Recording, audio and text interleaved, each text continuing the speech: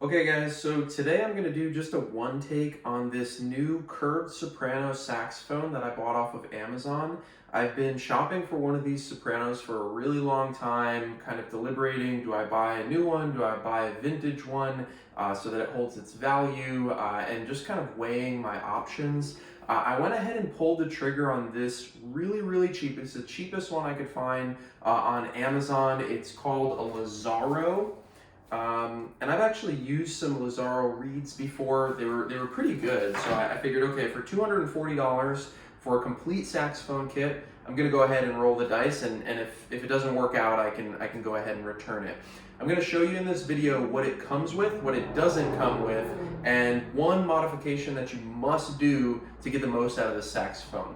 And I'll cut right to the chase. This is an awesome purchase. I'm really happy with what I got for the money. I think it's a great little saxophone, and the work that's required to get it to play right is not even that much. But we'll go through what it includes. So what does it include?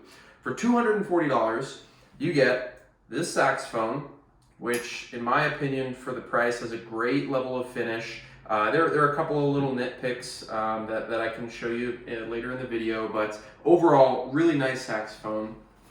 Comes with this padded case. It's a soft case, but it feels pretty sturdy. The saxophone fits very nicely in the case. It's not super heavy. Like, I feel like you could carry this all around and not get tired. It does not have like a metal side. It's more of like a hard foam case, but overall, really nice case.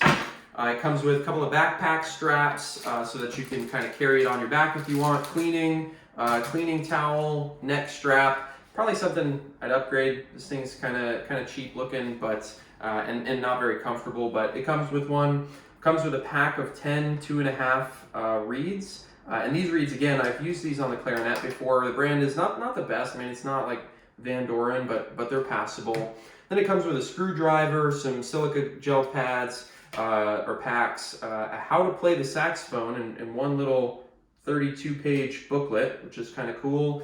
Some gloves, some tweezers, a baffled mouthpiece. Now this is, I wasn't really expecting something like this. The evenness of the table is actually pretty good, but you can see it's got that ledge inside that puts a little bit of bite on the sound, which I think if you're buying this as like a beginner saxophone is probably not the kind of mouthpiece you want. It comes with these two Re-Yin reeds, which these are awful. I don't know if you can see this. Let me see if I can get something to show you how uneven that reed is. I mean, I could probably cut a more even semicircle with my hand and a razor blade. Like these things need to go right in the trash. The only reason I kept them is because I was doing the video, but garbage. Comes with some cork grease, which is great because you're going to need that. Comes with a ligature for this mouthpiece and a mouthpiece cap, as well as a pad saver. I generally don't recommend these pad savers. This one's not too tight in the saxophone, so you can actually use it. And then, of course, the little bag for transport. Now, what doesn't it come with? Well, it doesn't come with great reeds, and I recommend one of these little 4-pack. Try different reeds here from Van Doren. It comes with a mouthpiece, but I recommend a 4C Yamaha just as an upgrade. This is $30 and definitely well worth it. That's the one I have on the saxophone now. And it does not come with mouthpiece savers or tooth pads or whatever you want to call them. These are 3M. I really like these. I'll put the link in the description.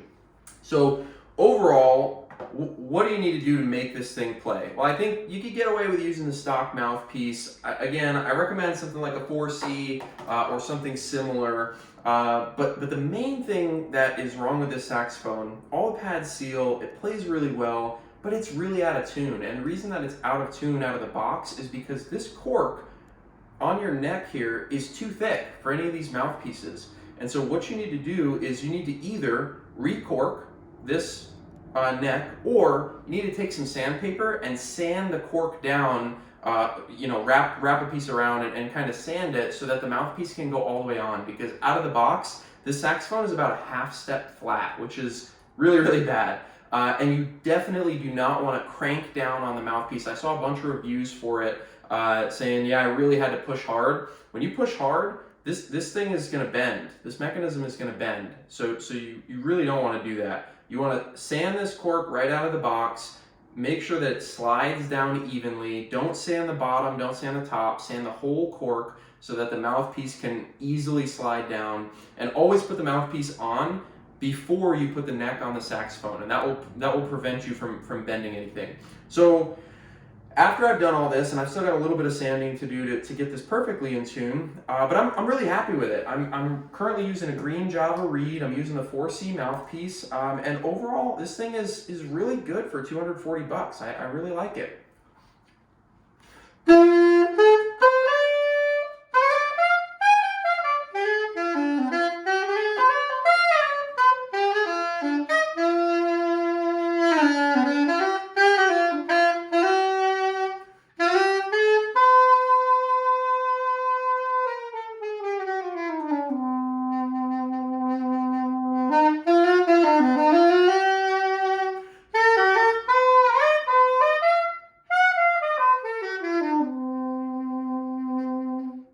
So it seals well, it plays well.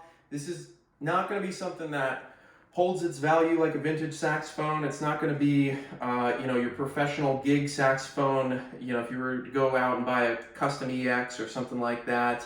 But for $239, I'm really glad that I bought this. I wouldn't recommend it as a beginner saxophone because the intonation is kind of tough to control. I wouldn't recommend a soprano saxophone in any case for that reason. I definitely recommend an alto.